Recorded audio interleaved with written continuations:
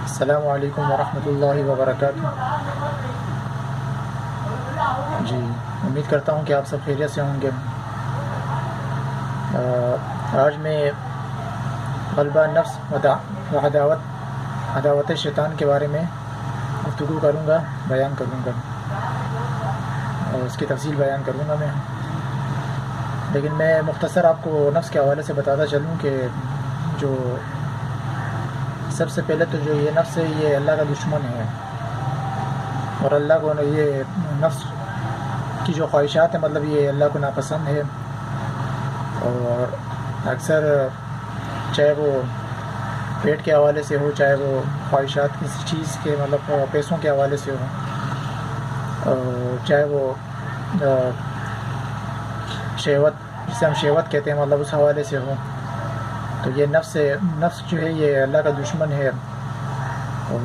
یہ نفس کا کوئی بھی عمل جو ہے وہ اللہ کو ناپسند ہے۔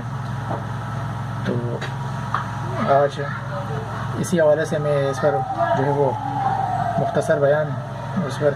تفصیل بیان کروں گا، غلبہ نفس و عداوت شیطان۔ تو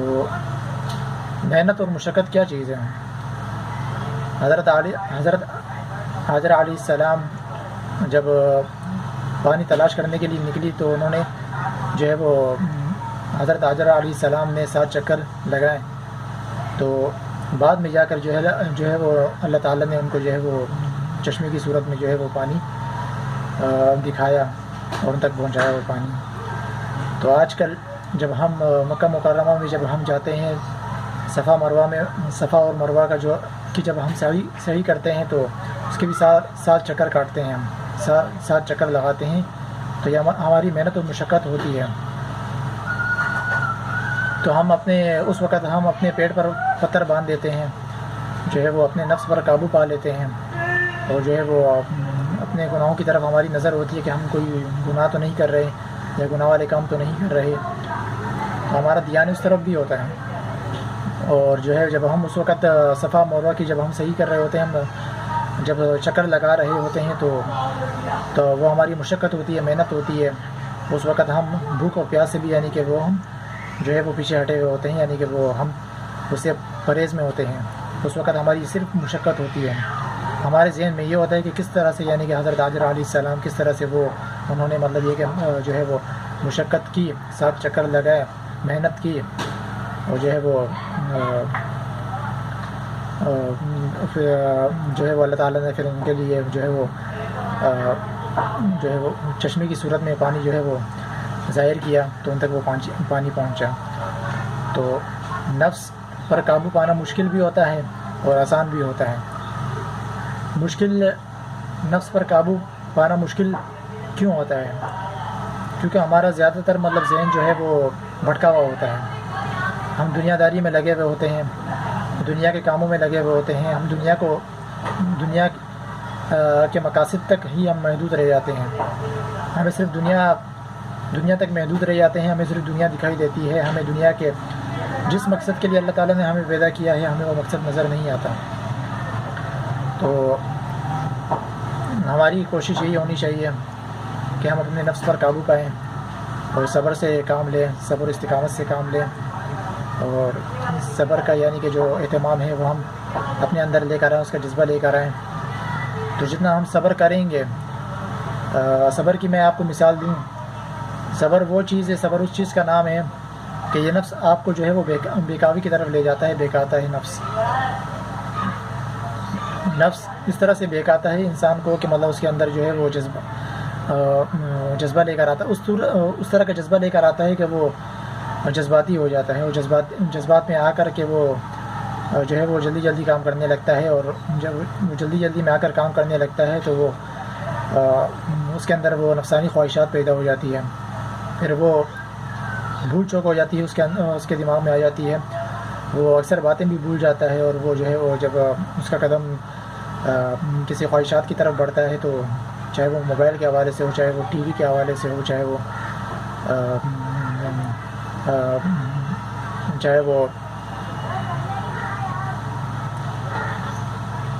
کسی بھی جو ہے وہ عملیات کے حوالے سے ہو، لیکن یہ قدم اٹھانا اس کے لیے جو ہے وہ اپنے آپ کو گناہوں کی طرف لے جانا اس کو اس قابل گناہ کے قابل بنا دیتا ہے اس کو. تو ہمیں نفس سے جو ہے وہ نفس کے خواہشات سے، یعنی کہ نفسانی خواہشات سے ہمیں بچنا چاہیے. ہمیں صبر سے کام لینا چاہیے، صبر و استقامت سے کام لینا چاہیے. دنیا پہلے کے دور میں ہمارے آباء و اجداد نے جو قربانیاں دی ہے، ان کی صبر اگر ہم آج کے دور میں اگر ہم رکھیں اور اس کا مطالعہ کریں، مطلب اس کو یاد کریں، اس کو دہرائیں اور اپنے بڑوں سے اس کی باتیں سنیں، تو ہمیں معلوم ہو جاتا ہے کہ مطلب یہ کہ ہمارے آباء و اجداد نے کس طرح قدر قربانیاں دی، کس طرح سے صبر کیا. نہ اس دور میں جو ہے وہ ٹیکنالوجی تھی، نہ اس دور میں جو ہے وہ ٹی وی تھا، نہ اس دور میں جو ہے وہ انٹرنیٹ کا دور تھا، نہ وہ دور جو ہے نا کیا بولتے ہیں وہ موبائل کا دور تھا. تو کتنی خوش نودی کے ساتھ یعنی کہ وہ زندگی بسر کیا کرتے تھے، اور کس طرح سے وہ اپنی زندگی کو جو ہے وہ دین کے حوالے سے جو ہے وہ برقرار رکھتے تھے. تو آج کل کا معاشرہ ایسا بن چکا ہے، اور یہ حدیث میں بھی ہے، اور یہ حضور صلی اللہ علیہ وآلہ وسلم کا فرمان بھی ہے، اور یہ اللہ تعالیٰ کی طرف سے مطلب جو ارشادات ہیں اس میں بھی اللہ تعالیٰ فرماتے ہیں کہ مطلب یہ کہ ایک وقت تم پر ایسے بھی آئے گا کہ تمہارے گناہ، تم زنا کی طرف بڑھ جاؤ گے، تم شراب جو ہے وہ بدکاریوں کی طرف لگ جاؤ گے. تمہارے اوپر یعنی کہ جو حالات ایسے آئیں گے مسلط ہوں گے کہ جب تمہارے اوپر مہنگائی بھی آئے گی، تمہارے اوپر جو ہے وہ برے حالات بھی آئیں گے، تمہارے اوپر جو ہے وہ ظلم جو ہے وہ ظالمانہ ظلم والے حالات بھی تمہارے اوپر آئیں گے، اور بہت سی مشکلات تمہارے اوپر آئیں گی، لیکن تم اس پر جو ہے وہ صبر نہیں کر پاؤ گے. لیکن تم بالآخر اس وقت سے یعنی کہ جو ہے وہ تم برداشت سے باہر ہو جاؤ گے، لیکن تم اس کے برابر یعنی کہ اس سے مقابلہ نہیں کر پاؤ گے. تو یہ آج کل وہ دور ہے، اور اللہ معاف کرے کہ مطلب یہ کہ آنے والا دور ہمارے لیے کیسا ہوگا، کہ جب آنے والا دور ہوگا تو وہ اس سے بھی یعنی کہ جو بدتر ہوگا. جس قدر ہم شیطانیت میں لگے ہوئے ہوں، جس قدر ہم شیطانیت والے کاموں میں لگے ہوئے ہیں، تو ایک تو شیطان اللہ کا دشمن ہے، اور دوسرا یہ کہ جو نفس ہے یہ بھی اللہ کا دشمن ہے. تو ہمیں شیطان کی باتوں میں نہیں آنا چاہیے، اور جو ہے وہ ہمیں نفس کی نہیں ماننی چاہیے. ہمیں سیدھے راستے پر چلنا چاہیے، اور جو ہے وہ جس طرح آگ لکڑیوں کو جلاتی ہے اور لکڑیوں کو جو ہے وہ راکھ کر دیتی ہے، تو اگر یہ آگ ہمارے اندر آ جائے تو ہم جل کر راکھ ہو جائیں گے. ہمارے اندر جو ہے وہ ہمارے اندر کچھ بھی نہیں بچے گا. ہمارے اندر جو بچا کچھ مطلب دین ہوگا وہ بھی ختم ہو جائے گا. تو ہمیں آگ سے بھی یعنی کہ جو شیطان کی مثال آگ ہی کی طرح ہے. اللہ تعالیٰ نے شیطان کو جو ہے وہ آگ سے پیدا کیا ہے، تو شیطان بھی جو ہے وہ آگ سے پیدا ہوا ہے. تو مطلب وہ اگر شیطان ہمارے اندر شیطان کی ہم باتیں مانتے ہیں، شیطان کے عمل و حرکت میں یعنی کہ ہم داخل ہو جاتے ہیں، تو شیطان ہمارے اندر آ جاتا ہے. جب شیطان ہمارے اندر آ جاتا ہے تو ہمارے اندر ایک آگ سی جو ہے وہ آگ کی صورت پیدا ہوتی ہے، تو ہمارے اندر وہ دین کی کمی آ جاتی ہے. اور جب دین کی کمی آ جاتی ہے تو ہم بھی اسی لکڑی کی طرح مطلب راکھ بن جاتے ہیں، تو ہماری کوئی اہمیت باقی نہیں رہتی ہے. تو کوشش یہ کیا کریں کہ مطلب نفسانی خواہشات سے بچیں، اور جو ہے وہ نمازوں کا اہتمام کریں، اور جو ہے وہ پرہیزگاری کی طرف آئیں. انشاءاللہ جو ہے وہ اللہ بھی تمہاری جو ہے وہ حفاظت فرمانے والا، اللہ بھی تمہاری حفاظت فرمائے گا، اور جو ہے وہ ہر کوئی تمہاری عزت کرے گا، اور تم عزت کے قابل بن جاؤ گے. تمہاری قابلیت ہوگی، پہچان ہوگی. تو کوشش کیا کریں کہ مطلب یہ کہ نفسانی خواہشات سے بچیں. آج میں اسی جو ہے وہ غلبہ نفس و عداوت شیطان پر میں جو ہے وہ تفصیل بیان کروں گا، تو ذرا اس پر غور کریں. بسم اللہ الرحمن الرحیم. ہر عقل مند کے لیے ضروری ہے کہ وہ بھوکا رہ کر شہوات کا کلا کما کرے، اس لیے کہ بھوک اس دشمن خدا نفس کے لیے قہر ہے. شیطان کا وسیلہ ظفر یہی خواہشات اور کھانا پینا ہے. فرمان نبی صلی اللہ علیہ وآلہ وسلم ہے کہ شیطان تمہارے جسم میں خون کی طرح گردش کرتا ہے، ان راستوں کو بھوک سے بند کرو۔ بلا شبہ قیامت کے دن وہی شخص اللہ تعالیٰ سے زیادہ قریب ہوگا جس نے بھوک پیاس برداشت کی ہوگی۔ اور ابن آدم کے لیے سب سے زیادہ برباد کرنے والی چیزیں پیٹ کی خواہشات ہیں۔ اور ابن آدم کے لیے سب سے زیادہ برباد کرنے والی چیزیں پیٹ کی خواہشات ہیں۔ اس پیٹ کی بدولت حضرت آدم علیہ السلام جنت سے ذلت اور فقر و فاقہ کی زمین پر اتارے گئے، جبکہ رب کریم نے انہیں شجر ممنوعہ کے کھانے سے منع کر دیا تو انہوں نے پیٹ کی خواہشات کی بنا پر اسے کھا لیا تھا۔ یہی پیٹ ہی حقیقت میں شہوات کا منبع اور مرکز ہے۔ تو اسی وجہ سے حضرت آدم علیہ السلام کو جنت سے اللہ تعالیٰ نے جو ہے وہ نکال دیا تھا، کہ جب انہیں منع فرمایا گیا کہ مطلب ایک پھل تھا مطلب جس کے کھانے سے اللہ تعالیٰ نے حضرت آدم علیہ السلام کو منع فرمایا تو انہوں نے وہ پھل کھا لیا، تو اللہ تعالیٰ نے انہیں جنت سے نکال دیا، تو وہ روئے زمین پر وہ آباد ہو گئے۔ تو یہ شہوات جب ہم زیادہ کھانا کھاتے ہیں اور جو ہے وہ ہم حرام کی غذا کھاتے ہیں تو ہمارے اندر جو ہے وہ حرام ہمارے پیٹ میں جب داخل ہوتا ہے تو مطلب اس سے وہ شہوات کی صورت اختیار ہو جاتی ہے۔ تو جب ہمارے خیالات جو ہے وہ اس طرف چلے جاتے ہیں، ہم بیکاوی کی طرف چلے جاتے ہیں، تو ہمارا اس طرف آنا، فائدے کی طرف آنا اور جو ہے وہ بھلے کی طرف آنا اور دین کی طرف آنا ہمارے لیے مشکل ہو جاتا ہے۔ تو ہمیں حرام سے جو ہے وہ ہمیں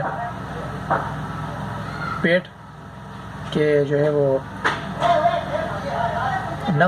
پیٹ کا جو نفس ہوتا ہے وہ سب سے بڑا برا ہوتا ہے، تو ہمیں جو ہے وہ کم کھانا چاہیے اور جو ہے وہ ہمیں حرام کی غذا سے جو ہے وہ دور رہنا چاہیے۔ حکیمانہ اقوال، ایک دانا کا قول ہے جس انسان پر اس کا نفس غالب آ جاتا ہے تو وہ شہوات کا قیدی ہو جاتا ہے اور بیہودگی کا تابع بن جاتا ہے، اس کا دل تمام فوائد سے محروم ہو جاتا ہے۔ جس کسی نے بھی اپنے اعضاء کی زمین کو شہوات سے سیراب کیا اس نے اپنے دل میں ندامت کی کاشت کی۔ اللہ تعالیٰ نے مخلوق کو 3 قسموں پر پیدا فرمایا ہے۔ نمبر 1، فرشتوں کو پیدا فرمایا، ان میں عقل رکھی مگر انہیں شہوات سے پاک و منزہ رکھا۔ نمبر 2، جانوروں کو پیدا کیا، ان میں شہوت رکھی مگر عقل سے عاری کر دیا۔ نمبر 3، انسان کو پیدا کیا، ان میں عقل اور شہوت دونوں ودیت فرمائے۔ اب جس انسان کی عقل پر اس کی شہوت غالب آ جاتی ہے وہ جانوروں سے بدتر ہے،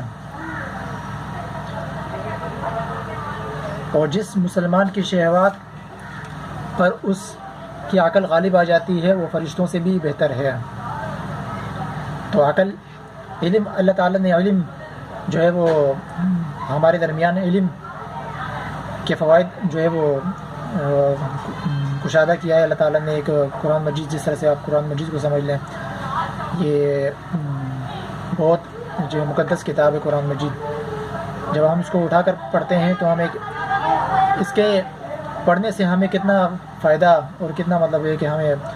جو ہم ایک تو گناہوں سے بچ جاتے ہیں اور دوسرا یہ کہ ہمیں فائدہ ہونے لگتا ہے، تو ہم جو ہے وہ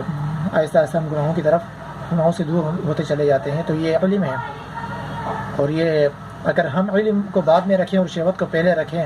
تو شاید یہ ہماری کم عقلی یا ہم جانوروں سے بھی بدتر ہے۔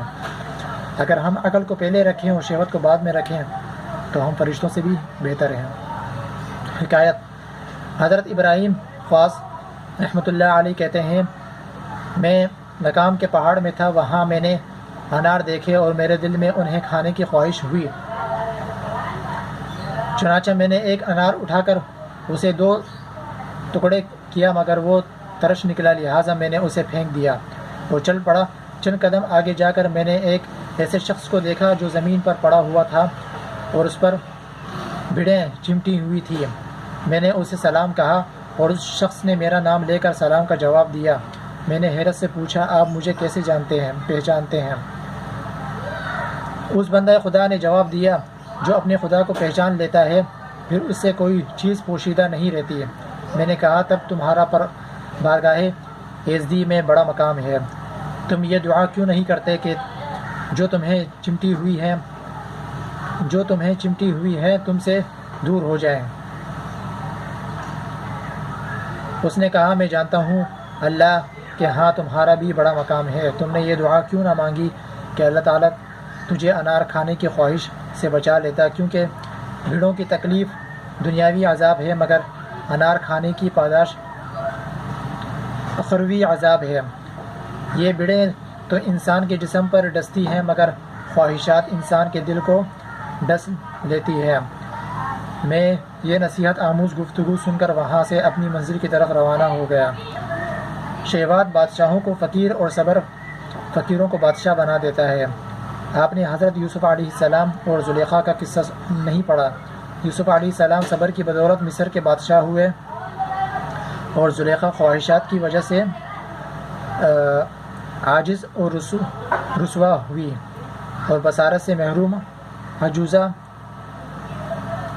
بڑھیا بن گئی، اس لیے کہ زلیخا نے حضرت یوسف علیہ السلام کی محبت میں صبر نہیں کیا تھا۔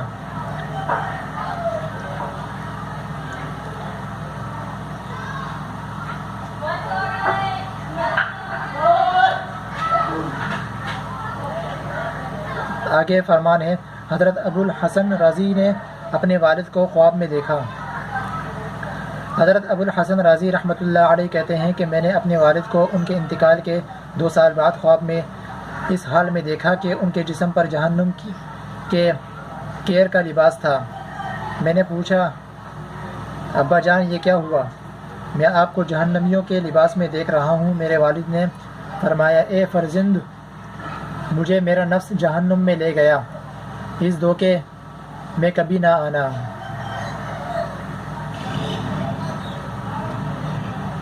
انی ابلی طبی اور بعیما صلاتو، یہ حدیث کا جو ہے وہ مفہوم ہے، حدیث کی آیاتیں ہیں، جو ہے وہ حدیث میں جو آیاتیں ہیں اس کا جو ہے میں آپ کو جو ہے وہ آگے مفہوم بیان کرتا چلوں۔ تو جیسا کہ فرمایا کہ میرے والد نے فرمایا اے فرزند، مجھے میرا نفس جہنم میں لے گیا، اس کے دھوکے میں کبھی نہ آنا۔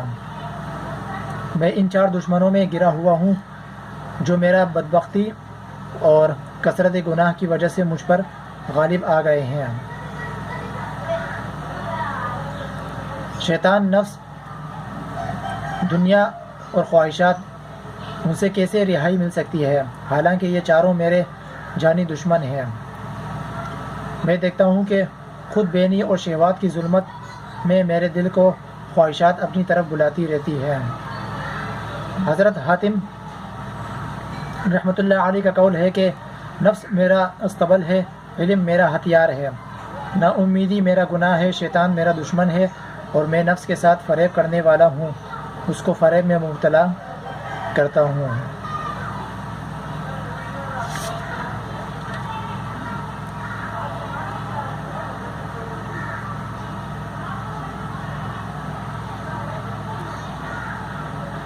آخر میں آپ کو حضور صلی اللہ علیہ وآلہ وسلم کا جو ہے وہ ارشادی گرامی ہے، اور نبی کریم صلی اللہ علیہ وآلہ وسلم کا فرمان ہے، افضل الجہاد جہاد النفس، نفس کے ساتھ جہاد بہترین جہاد ہے۔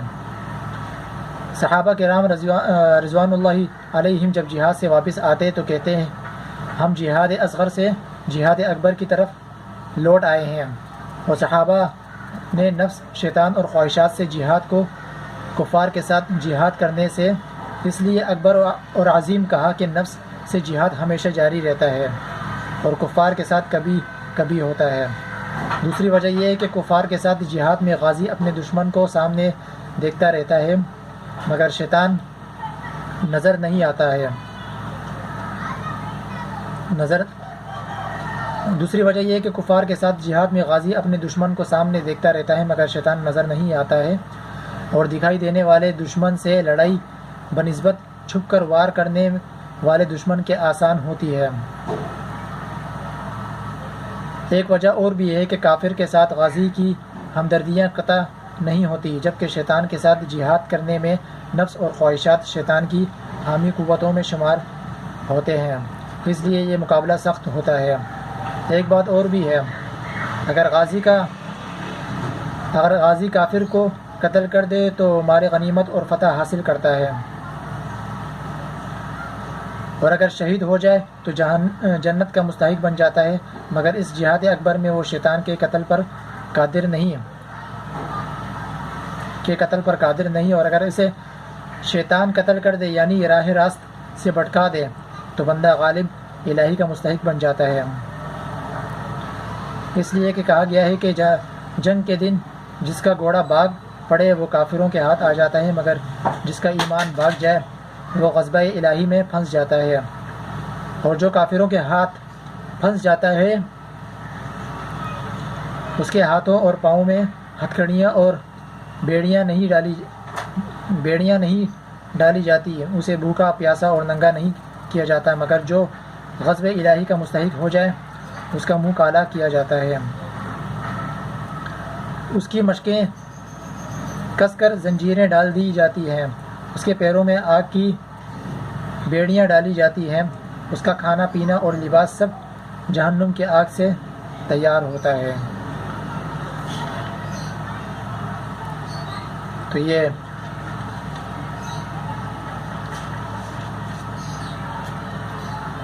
مختصر تا بیان تھا میں نے جو آپ کے سامنے پیش کیا، غلبہ نفس و عداوت کے حوالے سے۔ تو آج اگر ہم ایمان کے حوالے سے کمزور ہو جائیں، دین کے حوالے سے کمزور ہو جائیں، تو کل کو آنے والی ہماری جو نسلیں ہوتی ہیں وہ کمزور پڑ جاتی ہیں، اور وہ دین کے راستے میں دین کے لیے قربانیاں دینے میں وہ ناکام، کچھ حصہ ان کا ناکام ہو جاتا ہے اور کچھ حصہ ان کا جو ہے وہ کامیاب ہو جاتا ہے، وہ کچھ محنت کر لیتے ہیں تو کچھ محنت نہیں کر پاتے۔ تو اگر آج ہم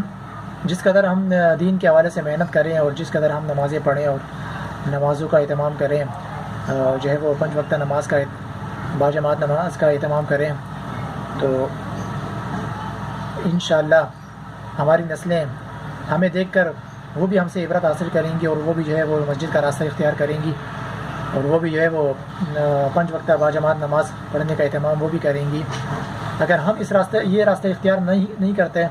اور اس راستے پر ہم نہیں نکلتے، نماز کا اہتمام نہیں کرتے اور ہم کمزوری دکھاتے ہیں اس میں، تو ہم نہیں سمجھ سکتے ہیں کہ ہے کہ ہماری نسلیں، ہماری جو اولادیں ہیں وہ اس قابل ہو سکتی ہیں کہ وہ ہمیں دیکھ کر جو ہے وہ بھی جو ہے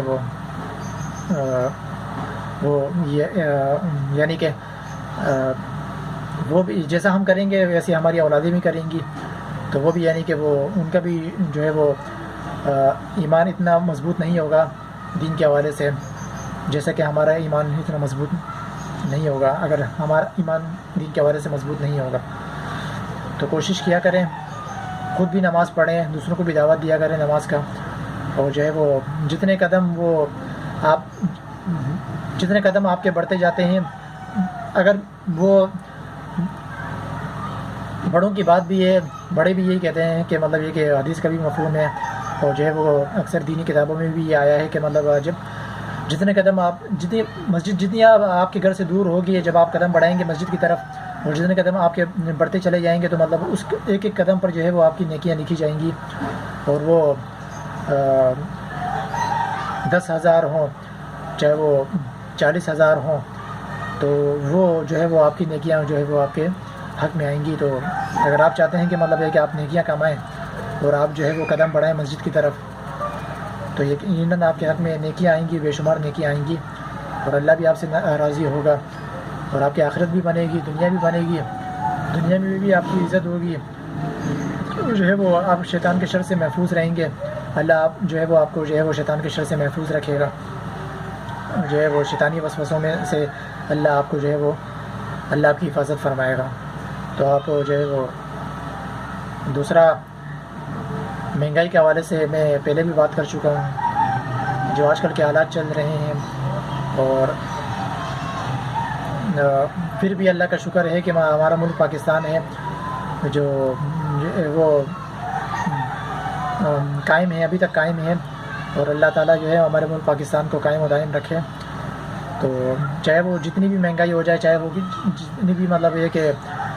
برے حالات آ جائے پاکستان میں، لیکن پاکستان پھر بھی قائم رہتا ہے. یہ بھی اللہ کا فضل و کرم ہے. دشمن جو ہے وہ ملک کے چاروں طرف یعنی کہ وہ چکر کاٹتا رہتا ہے کہ مطلب کسی طرح سے اس کا جو ہے وہ منصوبہ بن جائے اور وہ کس طرح سے ملک پاکستان کو ناکام کر دے. لیکن ملک دشمن جب تک اللہ حفاظت فرمانے والا ہے پاکستان کی، تو کوئی بھی جو ہے وہ دشمن اس ملک کا جو ہے وہ اس ملک کو تباہ و برباد نہیں کر سکتا ہے. چاہے وہ حکمران، چاہے وہ موجودہ حکمران میں سے جو ہے وہ کوئی حکمران ہو، چاہے وہ جو ہے وہ حکومت کا کوئی باشندہ ہو جو اس میں ملوث ہو، یا کسی بھی پارٹی کا جو ارکان ہو یا رکن ہو جو اس ملک میں یعنی کہ اس ملک کو برباد کرنے میں، اس ملک کو جو ہے وہ دھکیلنے میں یا اس ملک کو جو ہے توڑنے میں ملوث ہو. تو جب تک اللہ حفاظت فرمانے والا ہے، اس ملک کا جو ہے وہ حفاظت فرمانے والا ہے، تو مطلب کوئی بھی طاقت، کوئی بھی شیطانی طاقت جو ہے وہ اس ملک کا کچھ نہیں بگاڑ سکتی. تو یہ میری اور آپ کی مشقت ہے. جب تک آپ مشقت کرتے رہیں گے، جب تک آپ محنت کرتے رہیں گے، تو آپ جو ہے وہ آپ آگے تک چلے جائیں گے. یعنی کہنے کا مقصد یہ ہے کہ آپ دین کو سمجھتے ہوئے آگے تک نکل جائیں گے. اور جب آپ کے دل میں، آپ کے وجود میں، آپ کی روح میں جب دین کی باتیں موجود ہوں گی اور جو ہے وہ دین کا جامع آپ کے اندر ہوگا، تو انشاءاللہ آپ کی امید قائم رہے گی کہ مطلب یہ کہ میں آگے تک، کافی آگے تک میں جو ہے وہ قدم بڑھا سکتا ہوں اور میں مشقت بھی کر سکتا ہوں. تو یہ اور بات ہے. حکومت کا پاکستان کو چلانا کچھ اور ہے اور ہمارا اپنے گھر کو چلانا کچھ اور ہے. اگر ہم اپنے گھر کی چار دیواری کو سمجھتے ہوئے اگر ہم مشقت کریں اور صحیح دل لگا کر اگر ہم کام کریں اور محنت و مشقت کریں اور جو ہے وہ اپنے بچوں کا بھی جو ہے وہ ان کی طرف سے، اپنے گھر والوں کی طرف سے، بیوی بچوں کی طرف سے، یعنی کہ اگر ہم اپنا ذہن بنائیں اور اپنے گھر کی چار دیواری کو قائم رکھنا چاہیں تو ہم رکھ سکتے ہیں. اور جب اللہ تعالیٰ نے ہمیں زندگی دی ہے اور جب اللہ تعالیٰ نے ہمیں ہمت دے رکھی ہے، ہمارے وجود میں نہ بیماری ہو اور ہمارے وجود میں نہ کوئی کسی چیز، یعنی کہ ہمارے وجود میں نہ کسی چیز کی کوئی کمی ہو، تو پھر ہم سب سے پہلی بات ہے کہ ہم گھبرا جاتے ہیں. ہم گھبراتے کیوں ہیں؟ کہ ہم جو ہے وہ معاشرے میں جب گناہ زیادہ ہو جائے تو انسان گھبرا جاتا ہے، اور جب گھبرا جاتا ہے تو مطلب وہ معاشرے میں پیچھے رہ جاتا ہے. تو ہمیں معاشرے کا مقابلہ کرنا چاہیے. جب ہم معاشرے کا مقابلہ کریں گے اور جب ہم اس پر جو ہے وہ جب ہم اس پر قدم کو آگے بڑھائیں گے اور معاشرے کا مقابلہ کریں گے، اس طرح سے مقابلہ کریں گے کہ ہمارے اندر دین ہو، ہم نماز کا اہتمام کریں، دین کو زیادہ سے زیادہ مطلب سیکھیں اور دین پر عمل کریں. تو یہ توڑ ہے، معاشرے کا توڑ ہے. جب ہم معاشرے کے اندر داخل ہوتے ہیں تو خود ہی وہاں سے راستہ کھلنا شروع ہو جاتا ہے، اور جب راستہ کھلتا ہے تو ہمارے لیے آگے چلنا ہمارے لیے آسان ہو جاتا ہے، کوئی رکاوٹ نہیں ہوتی ہے. تو یہ کہنے کی باتیں ہیں. گھبرانا جو ہے وہ صرف خوف جو ہے وہ اپنے دل میں اللہ کا رکھو، اور جب ہمارے دل میں اللہ کا خوف ہو تو بے شک ہمیں کسی سے ڈرنے کی ضرورت نہیں ہے. ہمیں جو ہے وہ اللہ تعالیٰ کو بہت پسند ہے. جب ایک اللہ کا بندہ جب محنت اور مشقت کے لیے جب گھر سے نکلتا ہے اور جب وہ محنت کرتا ہے اور جب محنت کر کے کچھ کمائی مطلب یہ روزی گھر لے کر آتا ہے، اپنی بیوی بچوں کو دیتا ہے اور حصہ ادا کرتا ہے، تو یہ اللہ تعالیٰ کی خوشنودی ہے اور یہ اللہ تعالیٰ کی رضامندی ہے. اور اس میں ہمیں بھی جو ہے وہ کوشش کرنی چاہیے، زیادہ سے زیادہ محنت کرنی چاہیے، اور موت پر ہمارا یقین مضبوط ہونا چاہیے. جب ہمارا ایمان موت پر ہو اور ہمارا عقیدہ موت پر ہو، آخرت پر ہو اور دین پر ہو، تو بے شک شیطان کی قوت ہمیں برباد نہیں کر سکتی، نہ ہمیں توڑ سکتی ہے، نہ ہمیں دین سے غافل کر سکتی ہے. بلکہ ہم شیطان کو جو ہے وہ پیچھے ہٹا سکتے ہیں، لیکن ہم شیطان کا راستہ توڑ کر ہم دین کا راستہ اختیار کر کے ہم جنت کے حقدار بھی بن سکتے ہیں اور جنت پا بھی سکتے ہیں. اللہ تعالیٰ ہمیں اللہ تعالیٰ خصوصاً جو ہے وہ ہمارے اپنوں میں، خاندان میں جو 20 سال میں یا ان چند دنوں میں یا چند ماہ میں جتنے بھی وفات پا چکے ہیں، اللہ تعالیٰ ان کو جنت الفردوس میں مقام عطا فرمائے، اور اپنے یار دوست میں، پڑوسیوں میں، یا اپنے عزیز و اقارب میں، یا کسی بھی جو ہے وہ